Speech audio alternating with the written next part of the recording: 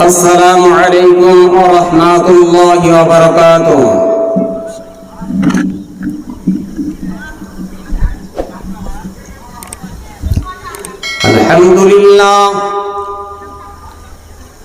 الحمد لله نحمده ونستعينه ونستغفره ونؤمن به ونتوكل عليه ونعوذ بالله من شرور أنفسنا ومن سيئات أعمالنا من يهده الله فلا مضل له ومن يضلله فلا هادي له ونشهد أن لا إله إلا الله ونشهد أن محمدا عبده ورسوله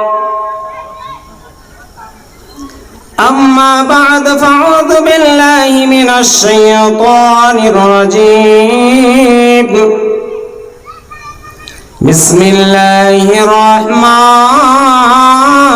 الرحيم يا أيها الناس اعبدوا ربكم الذي خلقكم والذين من قبلكم لعلكم تتقون الذي جعل لكم الأرض فراشا والسماء بناء وأنزل من السماء ماء فأخرج به من الثمرات رزقا لكم فلا تجعلوا لله أندادا وأنتم تعلمون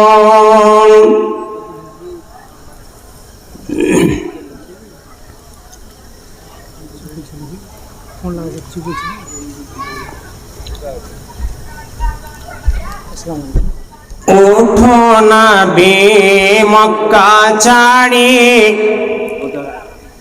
যাও গো সোনার মদিনায়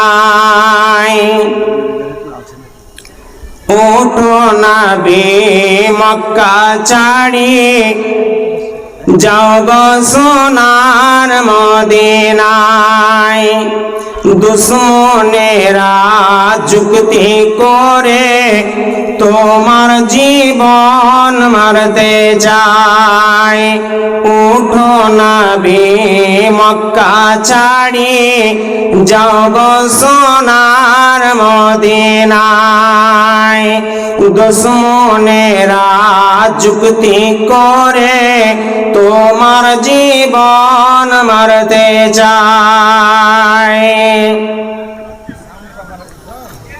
এই রজনী মক্কা ছাড়ি যাও গো সোনার মদিনায় আবু বকরকে সঙ্গে নিয়ে মদিনার পথে রওনা হও এই রজনী মক্কা ছাড়ি যাও গো সোনার মদিনায় আবু বকরকে সঙ্গে নিয়ে মদিনার পথে রওনা হও আবু বকর কয় নবীজিকে কেমনে যাইব মদিনায় আমাদের জন্য দাঁড়ে দাঁড়ে আছে দুশ্মন পাহারা নবীজি কয় আবু বকরকে সঙ্গে আছেন মালিক সাই কোন পথ দিয়ে পালিয়ে যাইব কেউ তো দেখতে পাইবে না উঠো নবী মক্কা ছাড়ি যাও গো সোনার মদিনায় দুশ্মনেরা যুক্তি করে তোমার জীবন মারতে চায় উঠো নবী মক্কা ছাড়ি যাও গো সোনার মদিনায়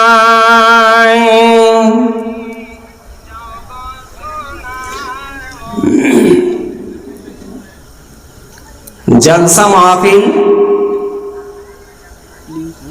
আমরা সকলেই অবগত যে এটা একটা ধর্মীয় মাহফিল, জলসা মাহফিল। জলসার অর্থ কি সেটাই আমরা এখনো বুঝতে পারিনি। জলসার অর্থ কি সেটাই আমরা এখনো কেউ বোঝার চেষ্টা করিনি। এখানে শুধু বক্তারা বলবে, মাইকম্যান মাইক চালাবে, প্যান্ডেলওয়ালা প্যান্ডেল করে দেবে,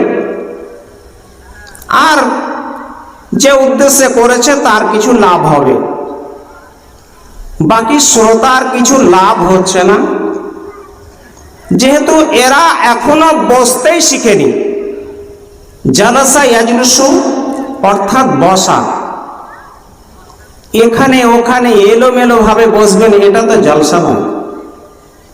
সকলে সামনে আসুন, সামনে এসে বসুন। ওখানে বসলেও শুনতে পাবেন, এখানেও শুনতে পাবেন, কিন্তু সামনে বসলে নেকিটা বেশি আছে। আপনি জায়গা ফাঁক রাখবেন না। সকলেই যে যেখানে আছেন এখানে ওখানে সকলেই সামনে আসুন। একটা জলসার সৌন্দর্য। আসুন ভাই, দিনী ভাই, সকলেই সামনে আসুন। তো সর্বপ্রথম যোগ্যতম সভাপতি মহাশয়, মঞ্চে উপবিষ্ট ওলামা ইকরামগণ, সম্মুখে বয়োজ্যেষ্ঠ বয়োকনিষ্ঠ সমবয়স্ক ইসলাম দরদি ভাতৃবিন্দু, পর্দার আড়ালের মা ও ভগ্নীগণ, সমস্ত প্রশংসা, সমস্ত গুণগান ও গুণকীর্তন সেই মহান করুণাময় রব্বুল আলামিনের জন্য, যিনি এক অহাদাউল আশারিক, যিনি আমাদেরকে এই এখন পর্যন্ত জীবিত রেখেছেন। শ্বাস প্রশ্বাস চলছে, আমাদের থেমে যায়নি। তার প্রশংসা করে শেষ করা যাবে না, তাই এক কথায় বলি আলহামদুলিল্লাহ। তিনারই সংক্ষিপ্ত প্রশংসার পর আমাদের শেষ নবী, নবিকুলের শিরোমণি খাতিমুন নবীন সাইয়্যিদুল মুরসালিন জনাবে মুহাম্মদুর রাসূলুল্লাহ সাল্লাল্লাহু আলাইহি ওয়াসাল্লামের উপর শতকোটি শান্তি দ্বারা বর্ষিত হোক, আল্লাহুম্মা আমিন। আমি যে আয়াত পাঠ করেছি, এই আয়াত মহান রব্বুল আলামিন মানুষকে সম্বোধন করে বলেছেন। বিষয় কবরের প্রথম রাত। কবর আমরা হয়তো নামেই মাশগুল, কবর, কবর তিনটি শব্দ। এই কবর আমাদের খালি মাথাতে আছে,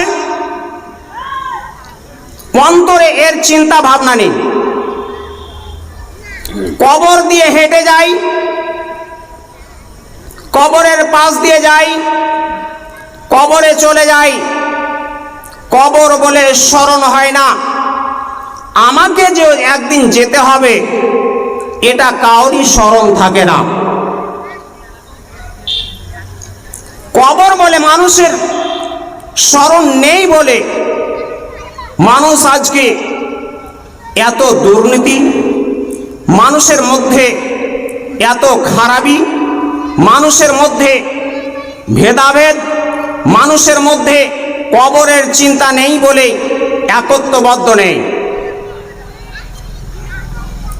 কবর এমনই একটি জায়গা যেখানে কোনো সঙ্গী সাথী নেই। কবর কি বলছে? আনা বাইতুল ওয়াহাদাতে জানিবে সবাই, একাকীর ঘর আমি, সঙ্গী সাথী নেই। আনা বাইতুল জুলমাতে জানো কি খবর, অন্ধকার ঘর আমি, আলো বাতি নেই।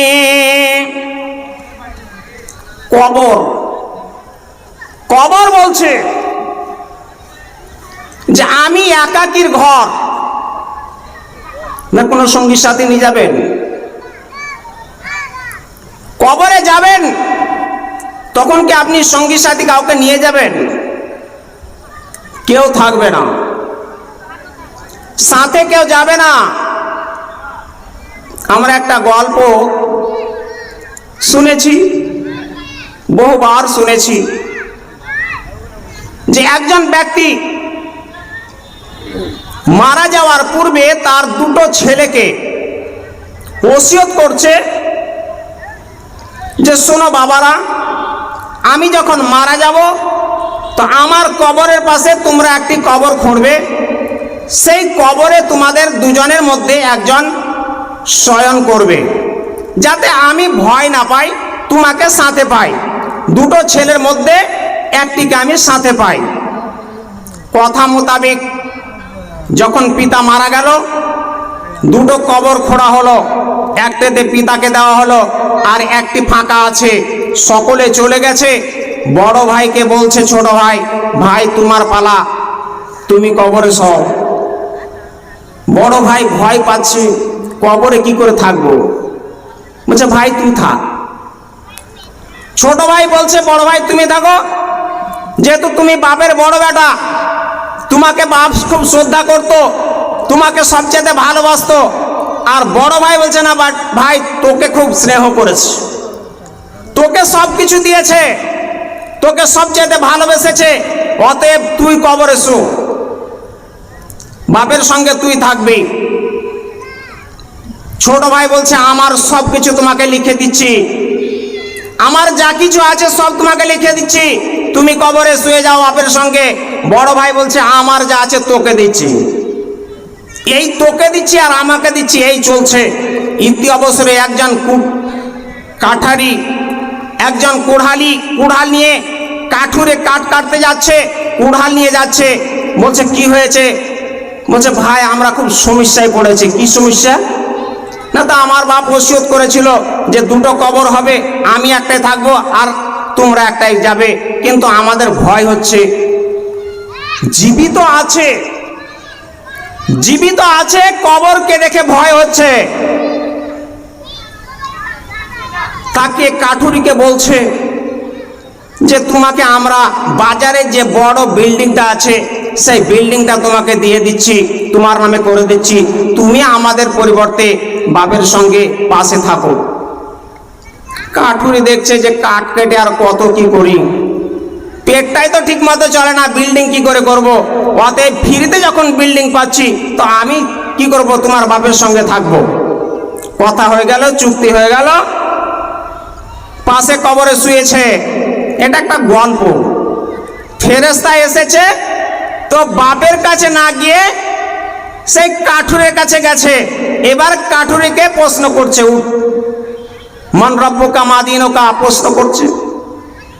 বলছে আমি একজন কাঠুরি, আমি মরিনি, পাশে কবরে মরেছে, ওর জন্য আমি সহযোগিতা হিসেবে এখানে শুয়েছি।